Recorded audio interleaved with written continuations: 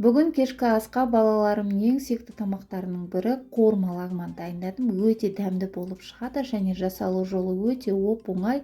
Қамыр жайып жүрудің қажеті жоқ. Міндетті түрде видеоның соңына дейін асықпай қараңыздар. Алдымен етіміз тез пісу үшін етімізге тұзымызды, чесногымызды және соя соусын құйып маринадтап қоямыз 10 минут қана. Дайын болған етімізді қызып тұрған майымызға салып, жақсылап қызарғанға дейін қуырып аламыз. Біздің етіміз маринадталған, сондықтан да етіміз тез піседі.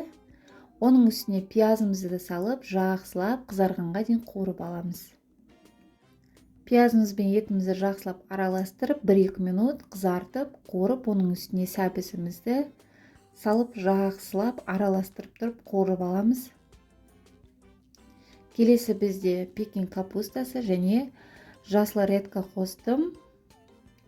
Барлығын жақсылап араластырып қуырып аламыз.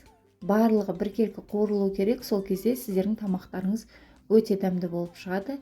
Енді оның үстіне 2 дана картошкамды турап салдым және қызанағымызды саламыз. Қызанағымызды салып, жақсылап араластырып қуырып аламыз. Енді оның үстіне перец саламыз. Менде қатырылған перестер. Барлығын салып, жақсылап қуырып, азғантай су құйып, қайнатып аламыз.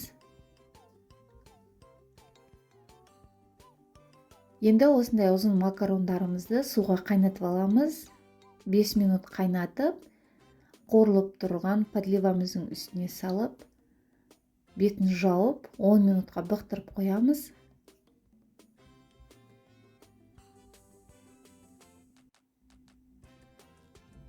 Он минуттан кейін тамағымызды жақсылап араластырып аламыз.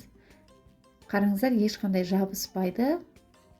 Өте дәмді тамақ болып шығады және тез жасалады. Міндетті түрде дәл осы рецептпен жасауды ұмытпаңыздар. Міне біздің тамағымыз дайын.